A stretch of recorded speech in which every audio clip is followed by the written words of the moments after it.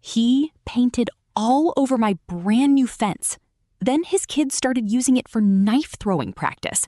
And when I confronted him, he told me half of my fence was legally his to destroy.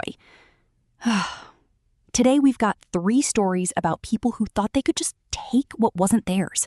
A coworker, a neighbor, and a boyfriend who all found out the hard way that they were wrong. I'm a manager, and someone new joined a business area that feeds slightly into my team. Not my direct report, but close enough to be annoying. From day one, he kept sending me messages offering help that came off as pure condescension. One morning he asked if I needed help setting up meetings.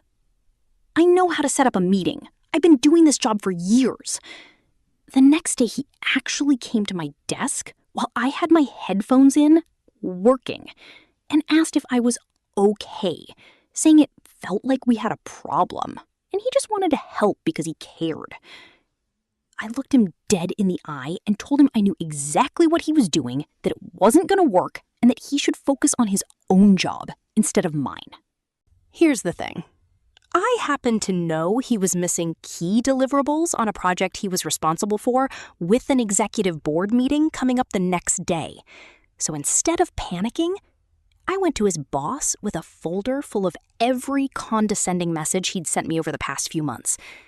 Turns out he'd also been telling his own boss that I was slacking and that he was covering for me. None of that was true.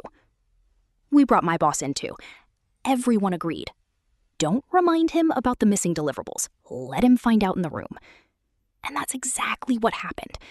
The board meeting rolled around, his section was completely empty, and he turned to me in front of everyone like it was somehow my job to have done his slides. When his boss asked what he meant, he claimed he'd emailed me weeks ago asking me to take over his slides, and that I'd agreed. Except he couldn't find the email because he didn't have his laptop. They made him go get it. 20 minutes later, he came back claiming he must have deleted it, but he definitely remembered me agreeing to it. Nobody in that room believed a word of it, especially since we're not even on the same team. He's now on a formal improvement plan with a 90-day countdown, and somehow I went from being anxious about my own job security around this guy to feeling more secure than I have in years, because it turns out the entire office had my back the whole time. That one was satisfying enough on its own. This next one, though, this is the neighbor everyone's been asking about.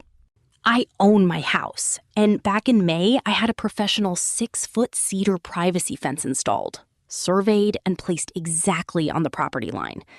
My new neighbor moved in shortly after. His yard was already fenced on 2 sides by other neighbors. My fence became the 3rd side. Driving home one day, I noticed his kids, young teenagers, had painted all over the side of my fence facing their yard.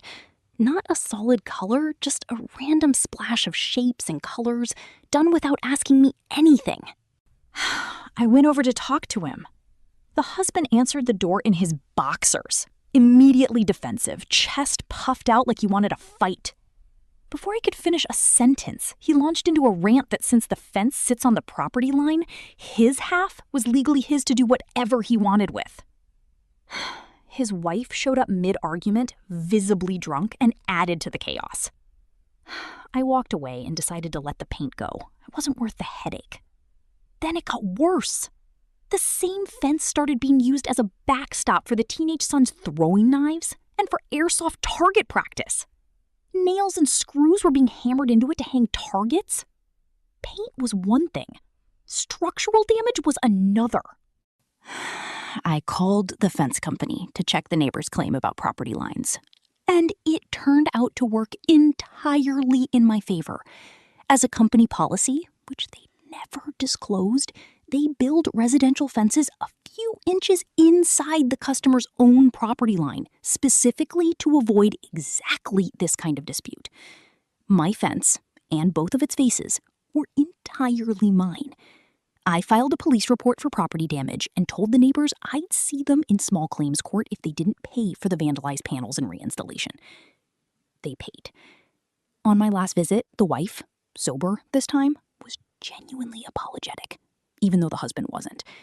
And the teenage son actually came to my door on his own, apologized, and offered me almost $250 of his own savings to cover the damage, since his dad had told him he'd have to pay for what he broke.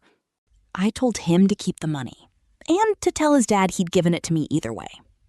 I don't blame a 13-year-old for his father's behavior. I even offered him yard work over the summer if he wanted to earn the rest of what he was saving for. Funny how the kid turned out just fine, when the dad is clearly the problem, and the mom might have her own issues going on. Last story.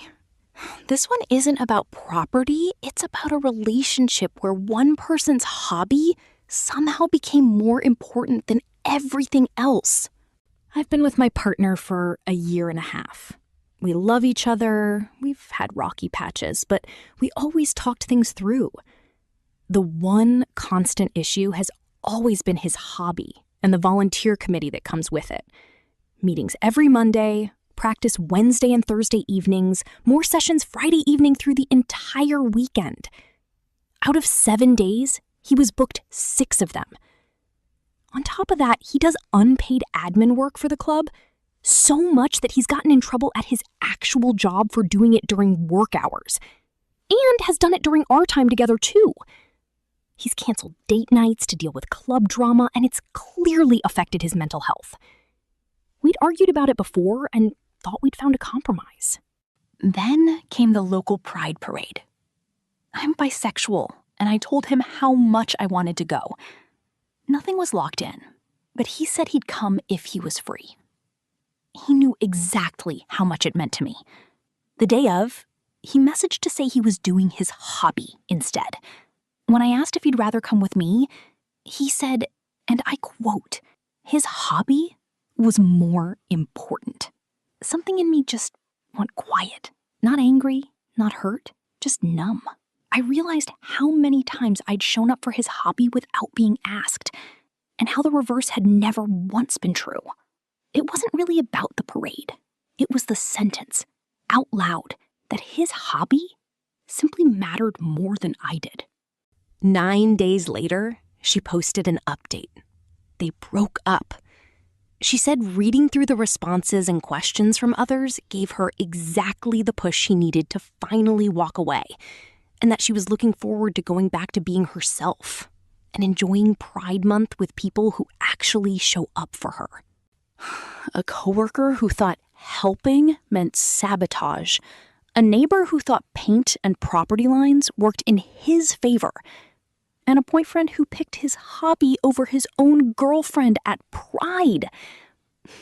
If any of these hit close to home, tell me which one in the comments. I read every single one.